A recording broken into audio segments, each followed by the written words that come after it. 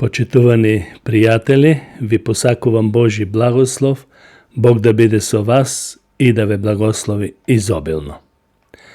Денес ќе зборувам на тема од каде знаеме дали Бог постои. Ќе докажуваме и со аргументи за оние што не се уверени и не знаат дали Бог постои. Како можеме да знаеме дека Бог постои? Псалмистот Давид вели во 19-тиот псалм: небесата ја раскажуваат Божјата слава.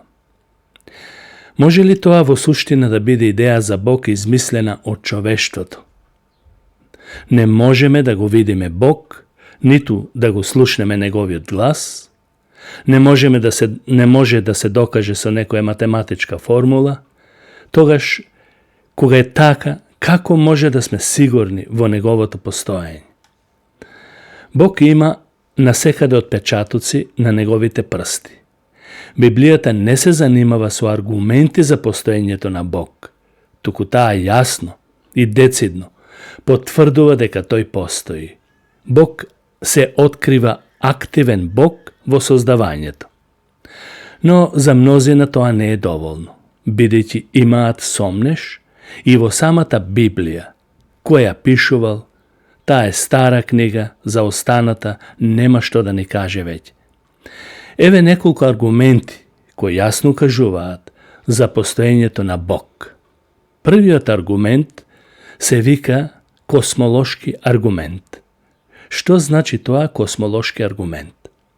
Зборот космологија доаѓа од стариот грчки збор космос.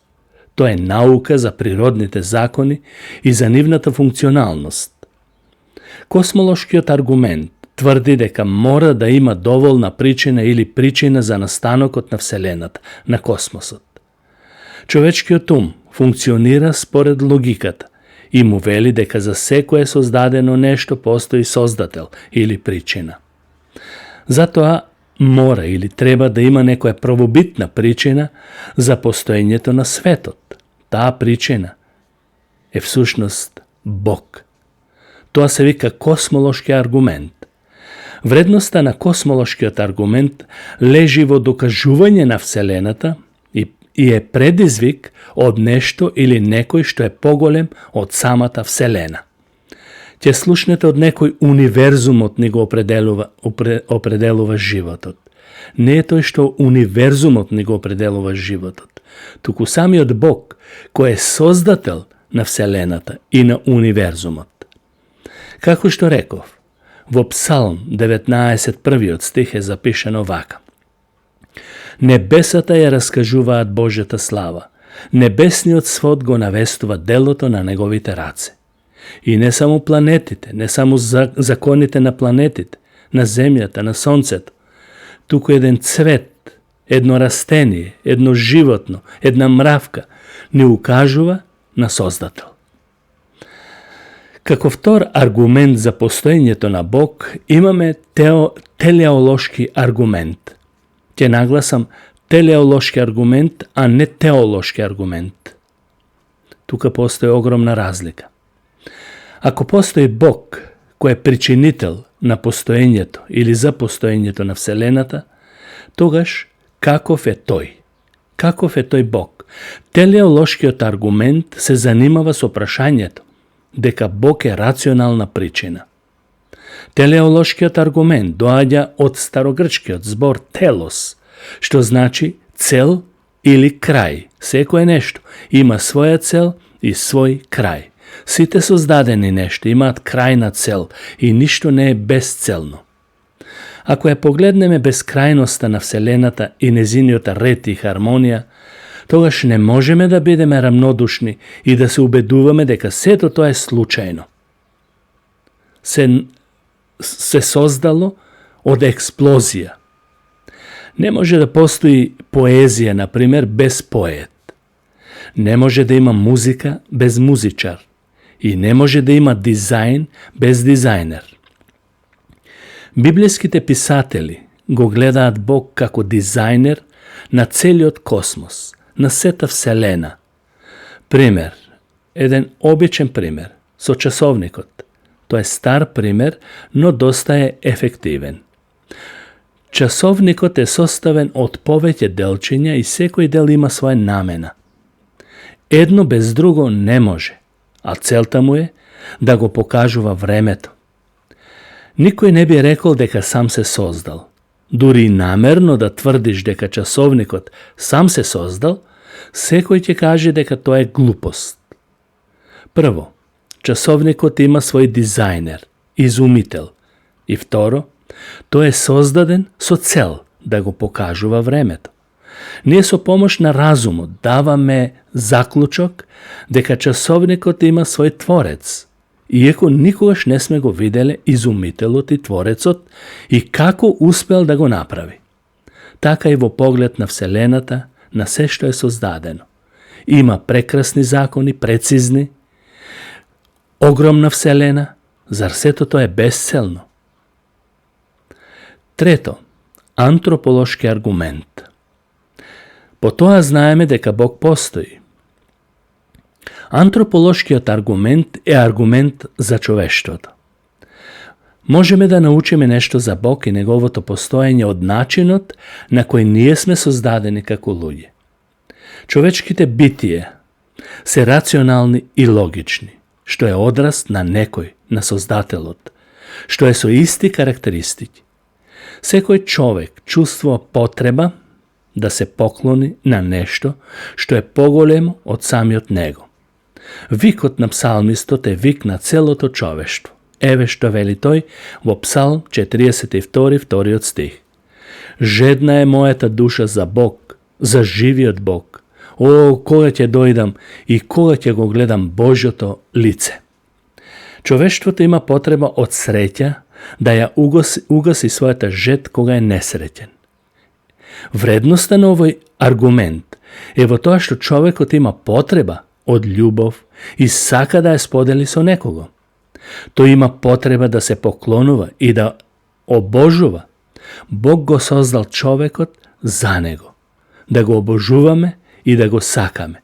Тоа е вградено, втиснато во самото наше битие. Четврти аргумент, наречен морален аргумент за постоењето на Бог.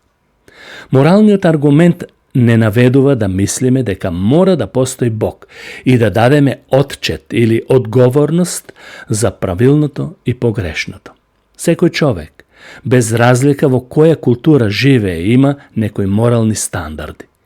Човечките животи се уредуваат со концепции на правилно и на погрешно.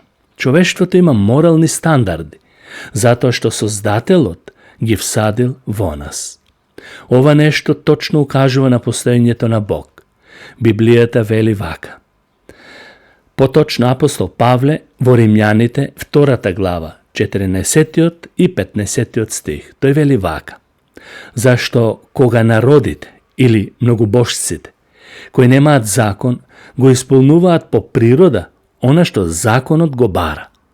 Тогаш тие се, немајќи закон, немајќи го еврејскиот закон што Бог им го даде на Синај и општо сите закони, тие, паганците, сами за себе се закон. Тие покажуваат дека делото на законот е напишано во нивните срца, зашто сведочат нивната совест и нивните мисли, што меѓусебно се обвинуваат или се бранат. Тој внатрешен закон што е вграден и втиснат во нас, укажува на постоењето на Бог. Совеста на секој човек му кажува што е правилно, а што е погрешно. Ако ние сме случаен производ од експлозии, од не знам какви ситни клетки, тогаш како може и морал да се создаде во човекот? Дали таа се почитува или не, тоа е друго прашање. Совеста сведочи дека има правилно и погрешно, неправилно. Законодавецот Бог ги вметнал овие закони во нас и по тоа сме уверени дека тој постои. Вредноста на тој аргумент лежи во тоа што знаеме дека постои совршен стандард по кој се мериме и обстојуваме. Без тие внатрешни закони, какво би било човештвото? Ќе постои ли човештво? Како петто, постои општо универзално верување за постоење на семокност. Тоа е верувањето на постоење на некоја семокност, тоа е широко распространето низ целиот свет. Се чини дека сите општества имаат предвид за некоја поголема сила, што без многу размислување ја признаваат. Некаде ќе слушнете виша сила, некој изнад нас, оној и така натаму. Без разлика колку е сурова или софистициран, без разлика колку е сурово или софистицирано општеството, човештвото има потреба да верува во некоја поголема сила од него. Дури ако се најде некое општество без религиозно убедување, такво нема, тоа нема да го намали неговото уверување дека изнад човекот има сепак некоја сила, наречена според некој виша сила. Универзалното сведоштво е дека човечките битија се религиозни и веруваат во сила изнад нив. Од каде доаѓа ваквата потреба? Бог преку своите созданија живо му сведочи на секој човек дека постои огромна сила. Иако човештвото е грешно, тоа може да ги уочи Божите прсти или раце и да каже дека постои разумна сила, согласно запишаното од перото на апостол Павле, кој вели: па и неговите невидливи својства, неговата вечна сила и божество можат да се согледаат од создавањето на светот, наблюдувани преку творбите. Па така, луѓето немаат изговор. Тоа е запишено во првата глава од Римјаните, 20 стих. Вредноста на овој аргумент лежи во универзалната прифатеност дека човештвото има потреба од идеја за Бог. И шесто, биолошки аргумент. Тоа е накусо само речено. Биолошкиот аргумент е аргумент од природата на самиот живот. Општата вистина ја тврди и науката дека само од животот доаѓа живот. Не може без живот да се создаде живот. Само од живот доаѓа живот. Тоа е логика. Тоа е биолошки аргумент. Ништо не произлегува од тоа што не е живо. Животот произлегува од извор на живот, а тоа е Бог. Тука не треба многу да се аргументира, бидејќи факт е дека животот е од живот. Не може живот да произлезе од камен. Живот произлегува од живот. Тоа е биолошки аргумент. Седмо, онтолошки аргумент. Овој аргумент се смета важен во докажување дека Бог постои. Тој се заснова на идејата за совршено битие. Бог е поголем од тоа што човекот може да го замисли и се поаѓа од тоа дека тој е изнад нашата реалност. Всушност, тој аргумент се заснова ни на ништо, односно, заснова на априори, на размислувањето дека Бог постои. Тој Анселмо во 11 век, еден теолог, овој концепт за постоењето на Бог го објаснил со следниве зборови. Ништо што е поголемо не може да се замисли. Тоа што не може да се замисли е Бог. Ако човекот размислува за совршено битие, тогаш зошто не би постоело во реалноста?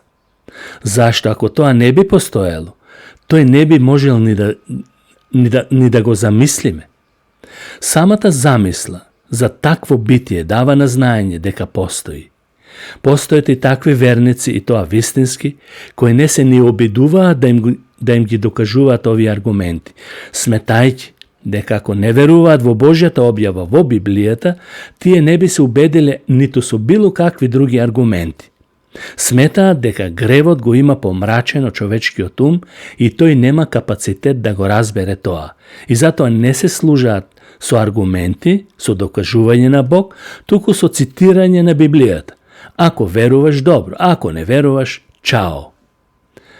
Осмо. Библиолошки аргумент.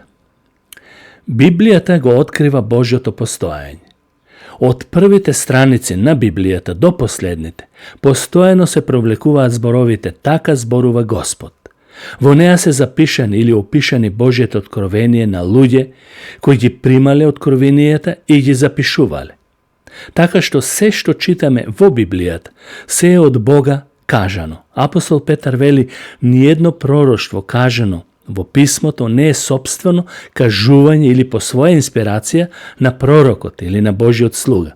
Туку Божите свети луѓе зборувале водени или инспирирани или носени од Светиот Дух или преку Светиот Дух. Така што целата Библија, која што има 66 книги, е напишана преку авторот Бог, преку Светиот Дух, од перото на писатели, на околу 40 писатели, кои сите биле водени од Светиот Дух. Затоа, постоењето на Бог не е ирационално прифаќање. Сите овие аргументи покажуваат дека човекот е Божјо создание и не може да се одвои од неговата природна средина за која е создаден. Бог сепак на крајот одлучи да ни се објави лично преку неговиот син Исус Христос, кој дојде во човечко тело. Тој вели, јас излегов и дојдов од Бог. Верувањето е морална одговорност на секој човек на оваа планета. Библијата вели, зашто Бог толку го возлюби светот, што го даде својот единороден син, та секој што верува во него да не загине, туку да има живот вечен. Бог не бара да ти се објаснува со аргументи за неговото постоење, туку да поверуваш во неговата објава на неговиот син Исус Христос, кој дојде на овој свет да умре на крст заради мене и тебе, кој што се жртвуваше, ја пролеа неговата света крв. Потоа, откако умре, го закопаа, го погребаа, на третиот ден тој воскресна од мртвите и ја потврди својата мисија дека тој ќе биде жртва и спасител на човештвото. И потоа тој се вознесе на небото и откако се вознесе, седна од десната страна на Божиот престол. И сега, во мигот се моли за мене и за тебе. За мене, да ме одржи во верата, а за тебе, ако не си спасен, да те спаси. Бог нека е напомош на сите. Амин.